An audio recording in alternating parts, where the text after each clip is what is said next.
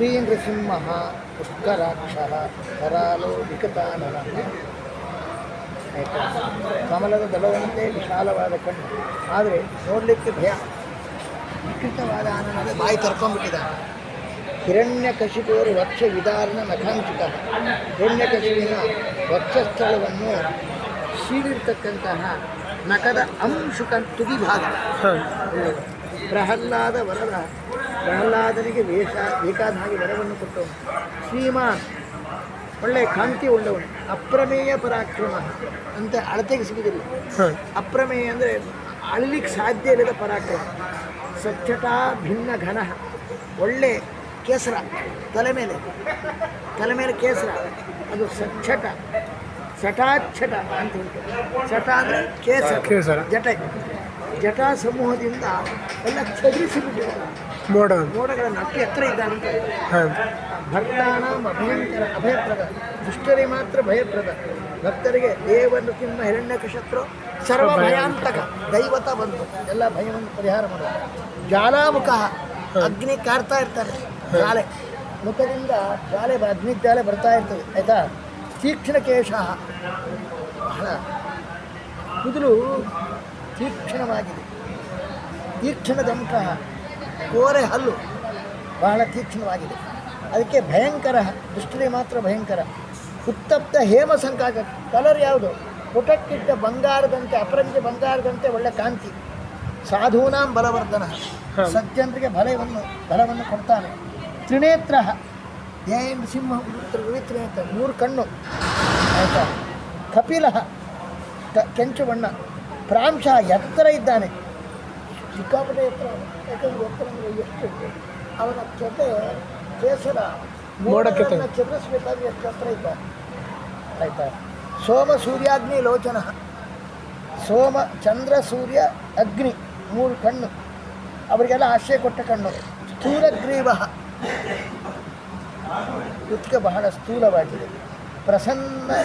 ಪ್ರಸನ್ನಾತ್ಮ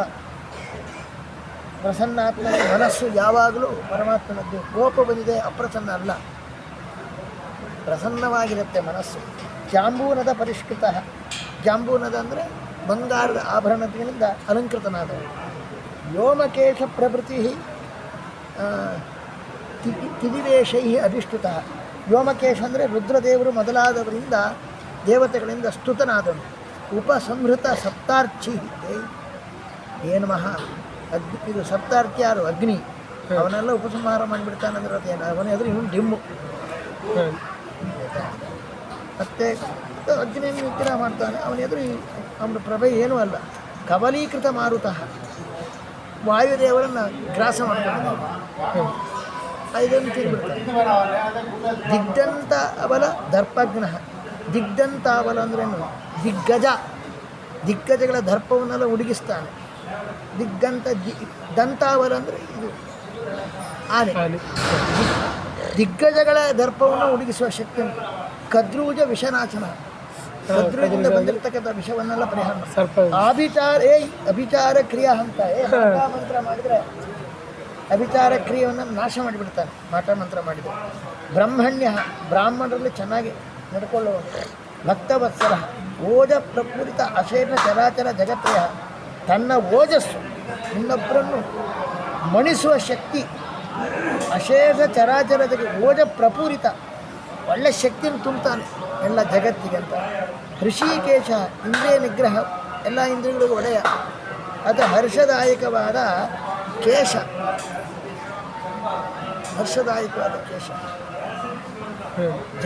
ಜಗತ್ತನ್ನು ರಕ್ಷಣೆ ಮಾಡ್ತಾನೆ, ಸರ್ವಜ್ಞನಾಗಿದ್ದಾನೆ, ಸರ್ವ ಅಭಿಷ್ಟನಿರ್ತಾನೆ. ನಾಸ್ತಿಕ ಪ್ರತ್ಯಯಾರ್ಥ ದರ್ಶಿತ ಆತ್ಮಪ್ರಭಾವ. ಕಣ್ಣಿಗೆ ಕಾಣದೇ ಇದ್ದ ದೇವರನ್ನು ಹೇಗೆ ನಂಬೇರೆ ಅಂತ ಹೇಳಿದೆ. ಅವರಿಗೆ ವಿಶ್ವಾಸ ಬರಲಿಕ್ಕೋಸ್ಕರವೇ ತನ್ನ ಪ್ರಭಾವ ಏನನ್ನು ತೋರಿಸಿಬಿಟ್ಟ. ಕಂಬದಲ್ಲೇ ಎದ್ದು ಬಂದ.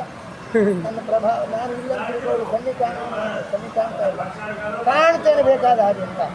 ನಾಸ್ತಿಕರಿಗೆ ವಿಶ್ವಾಸ ಬರಲಿಕ್ಕೋಸ್ಕರವೇ ತಾನು ತನ್ನ ರೂಪವನ್ನು ತೋರಿಸಿದ್ದಾನೆ, ತನ್ನ ಪ್ರಭಾವ ಏನನ್ನು ತೋರಿಸಿದ್ದಾನೆ.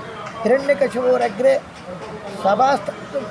ಹಿರಣ್ಯಕಶಿಪು ಎದುರುಗಡೆನೇ ಸಭಾಸ್ತಂಭದಿಂದ ಪ್ರಕಟನಾದವನು, ಬಹಳ ಉಗ್ರ. ಅಗ್ನಿಜ್ವಾಲಾಮಾಲಿ, ಅಗ್ನಿಜ್ವಾಲೆಯನ್ನು ಧರಿಸಿದವನಂತೆ ಕಾಣ್ತಾನೆ. ಭೀಮದರ್ಶನ, ನೋಡಲಿಕ್ಕೆ ಬಹಳ ಭಯ ಹುಡುತ್ತಾನಂತ ಅರ್ಥ. ಇನ್ನೊಂದು ಅರ್ಥ ನಮ್ಮ ತಾತ್ಪರ್ಯದಲ್ಲಿ ಭೀಮಸೇನಿಗೆ ದರ್ಶನ ಕೊಟ್ಟವನಂದರೆ ಭೀಮ ದರ್ಶನ ಅಂದರೆ ಅದೇ ಅರ್ಥ. ನರಸಿಂಹದೇವರು ಅಲ್ಲಲ್ಲ, ಭೀಮ ದರ್ಶನ ಅಂದರೆ ಭೀಮನಿಗೆ ತನ್ನ ದರ್ಶನ ಮಾಡಿಸಿದವನು. ಯಾಕೆ ಹೇಳಿ? ಅವನಿಗೆ ಮಂತ್ರ ಫ್ಲ್ಯಾಶ್ ಆಗುತ್ತೆ. ಆ ಮಂತ್ರ ಫ್ಲ್ಯಾಶ್ ಆದಾಗ ನರಸಿಂಹದೇವರು ಫ್ಲ್ಯಾಶ್ ಆಗ್ತಾರೆ, ಅದೇ ಅರ್ಥ. ದಡ್ಡ ಅಖಿಲ ಜಗಜ್ಜಂತು, ಎಲ್ಲ ಜಂತುವನ್ನು ಸುಟ್ಟು ಹಾಕ್ತಾನೆ ಪ್ರಳಯ ಕಾಲದಲ್ಲಿ. ಕಾರಣ ಜಗತ್ತಿಗೆಲ್ಲ ಮುಖ್ಯ ಕಾರಣ. ಆಧಾರ ಸರ್ವಭೂತಾನ, ಎಲ್ಲ ಜೀವರಾಶಿಗಳಿಗೆ ಆಧಾರ.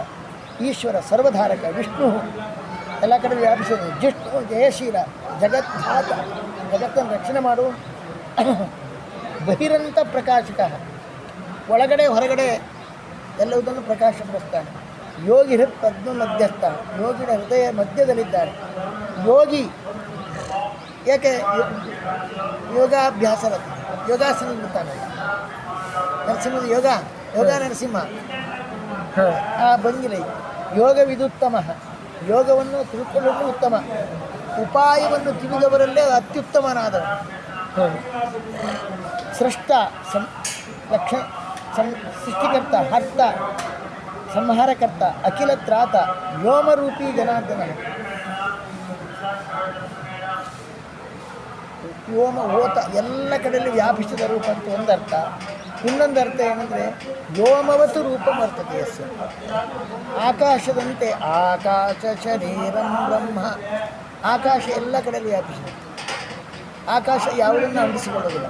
ಹಾಗಾಗಿ ನರಸಿಂಹದೇವರು ಎಲ್ಲ ಕಡೆಯಲ್ಲಿ ಅವರ ದೇಹ ಇದೆ, ಆದರೆ ಯಾವುದನ್ನು ಅಂಟಿಸಿಕೊಳ್ಳದೇ ಇದೆ. ಹಾಗೆ ವ್ಯೋಮರೂಪ, ವ್ಯೋಮವತ್ ಅಂದರೆ ಆಕಾಶವನ್ನು. ಜನಾರ್ದನ, ದುಷ್ಟ ಜನರ ಮರ್ದನ ಮಾಡಿ. ಚಿನ್ಮಯ, ಪ್ರಕೃತಿ ಪ್ರಕರ್ಷಣ ಕರೋತಿ, ಪ್ರಕಷ್ಟಕರಣಾತ್ ಪ್ರಕೃತಿ. ಸಾಕ್ಷಿ, ಎಲ್ಲವುದನ್ನು ನೋಡ್ತಾನೆ, ಆದರೆ ದುರ್ಗುಣಗಳು ಯಾವುದೂ ಇಲ್ಲ. ಆದರೆ ಆತ್ಮಕ, ಗುಣರೂಪವಾದ ದೇಹ ಉಳ್ಳವನು ಪರಮಾತ್ಮ. ಪಾಶ ವಿಚ್ಛೇದ ಕೃತ್ಕರ್ತ, ವಿಚ್ಛೇದ ಕೃತ್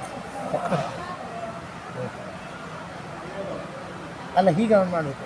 ಪಾಶ ವಿಚ್ಛೇದ ಕೃತ್, ಪಾಶ ವಿಚ್ಛೇದ, ಭವಪಾಶವನ್ನು ವಿಚ್ಛೇದ ಮಾಡ್ತಾನೆ. ಯಾವ ಪಾಶ ಇದ್ದರೂ ಕೂಡ ಪಾಪ ಪಾಶವನ್ನೆಲ್ಲ ವಿಚ್ಛೇದ ಮಾಡ್ತಾನೆ. ಎಲ್ಲ ಜಗತ್ತನ್ನು ಸೃಷ್ಟಿ ಮಾಡುವ. ಸರ್ವ ಪಾಪ ವಿನಿಸೃತ, ಎಲ್ಲ ಪಾಪದಿಂದ ಹೊರಗೆ ಬಂದಿದ್ದಾನೆ. ವ್ಯಕ್ತಾವ್ಯಕ್ತ ಸ್ವರೂಪ, ಕೆಲವು ವ್ಯಕ್ತ, ಕೆಲವು ಅವ್ಯಕ್ತ. ಅಂದರೆ ನಮಗೆ ಸ್ಥೂಲ ಸೂಕ್ಷ್ಮಾತ್ಮಕವಾದ ಪ್ರಪಂಚ ಏನಿದೆ ಅದೇ ಅವನ ಪ್ರತಿಮೆ ಆಗಿಲ್ಲ. ಅಥವಾ ವ್ಯಕ್ತರೂಪ, ಅವ್ಯಕ್ತ ರೂಪ. ಇಚ್ಛೆ ಪಟ್ಟರೆ ಯಾವಾಗಲೂ ಅವ್ಯಕ್ತ, ಭಕ್ತರು ಇಚ್ಛೆ ಪಟ್ಟರೆ ವ್ಯಕ್ತನಾಗ್ತಾನೆ. ಎಷ್ಟು ಸೂಕ್ಷ್ಮ, ಸದಾತ್ಮಕ, ಕಾರ್ಯಕಾರಣ ಪ್ರಪಂಚದ ಒಳಗಡೆ ಇರುವವನು. ಶಕ್ತಿ ರಹಸಾದಿ ಇಲ್ಲದೇ ಇದ್ದನು. ವರದಾಧಾರಿ ಅಲ್ಲ, ಇದೆ ಶಾಶ್ವತ, ಶಾಶ್ವತೇಕ ಪ್ರಕಾರವಾಗಿರುವನು. ಅನಂತನು, ವಿಜಯಿ, ಎಲ್ಲ ವಿಜಯ. ಅಂದರೆ ಯಾವಾಗಲೂ ಅವನಿಗೆ ಭಗವಂತನ ವಿಜಯವೇ. ಪರವಿದ್ಯೆಗೆ ಪರಮೇಶ್ವರ. ಪರ ಅಂದರೆ ವಿದ್ಯಾ, ಪರ ಉತ್ಕೃಷ್ಟವಾದ. ಮಾ ಅಂದರೆ ವಿದ್ಯೆ, ಅದಕ್ಕೆ ಈಶ್ವರ. ಮಾಯಾವಿ,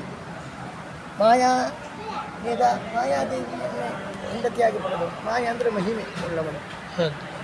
ವರದಾಧಾರಿ, ಅದೇನೋ ವರದಾ ನದಿಗೆ ವರ ಕೊಡ್ತಕ್ಕಂಥವ್ರು ಯಾರಿದ್ದಾರೆ ಅವರನ್ನೆಲ್ಲ ಧಾರಣೆ ಮಾಡಿದರು. ವರದಾಧಾರಿ, ವರ ಕೊಡುವಳು ಲಕ್ಷ್ಮೀದೇವಿ, ಅವಳನ್ನು ಹೃದಯ ತೊಡೆಯಲ್ಲಿ ಧಾರಣೆ ಮಾಡಿದ್ದಾರೆ. ನಿಮಿಷ ಅಕ್ಷರ, ಭಾರೀ ನಿಮಿಷ ಅಂದರೆ ಕಣ್ರಪ್ಪ ತೆರೀತಾರೆ.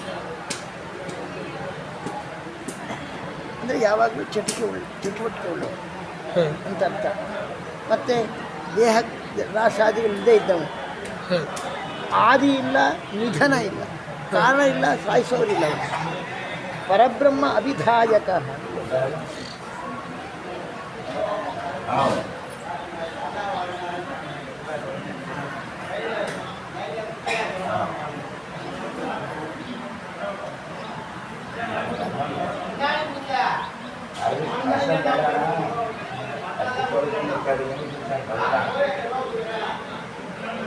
ವರ್ತದೆ.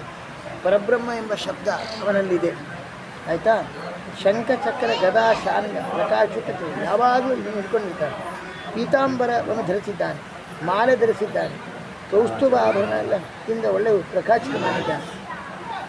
ಅಯ್ಯೋ ಲಕ್ಷ್ಮೀದೇವಿ ಇದ್ದಾಳಲ್ಲ, ಅವನ ಎಡ ತೊಡೆಯನ್ನು ಆಕ್ರಮಿಸಿಕೊಂಡು ಬಿಟ್ಟಿದ್ದಾಳೆ. ಶ್ರಿಯಾ ಅಧ್ಯಾಸಿತ ವಾಮಾಂಕ ಶ್ರೀವತ್ಸೇನ ವಿರಾಜಿತ, ಶ್ರೀವತ್ಸತೆ ಇದೆ, ಪ್ರಸನ್ನ ವದನ ಶಾಂತ ಲಕ್ಷ್ಮೀ ಪ್ರಿಯ ಪರಿಗ್ರಹ, ಲಕ್ಷ್ಮೀ ಎನ್ನೋಳೆ ಬಹಳ ಪ್ರಿಯವಾದ ಹೆಂಡತಿ. ವಾಸುದೇವ ಅರ್ಕಸತ್ಪುಷ, ಅರ್ಕಪುಷ್ಪದಿಂದ ಪ್ರಹ್ಲಾದೇನ ಅರ್ಕಪುಷ್ಪದಿಂದ ಅರ್ಕಪುಷ್ಪದಿಂದ ಬಿಳಿ ಗುಂಡಿ ಹೂ, ಎಕ್ಕ, ಅದರಿಂದ ಒಳ್ಳೆ ವಿಷಯನ ರುದ್ರದೇವಿ ಒಳ್ಳೆ ಇಷ್ಟ. ಅರ್ಕ ಏನಂದ್ರೆ ಎಕ್ಕದಲ್ಲಿ ಅಂತ ಕೇಳಿದ್ದಾರೆ. ಅರ್ಕಪತ್ರ ಅಲ್ವಾ? ಅರ್ಕಪತ್ರ, ಅದು ಎಕ್ಕ ಅರ್ಕಪತ್ರ ಅಂತ ಕೇಳಿದ್ದಾರೆ.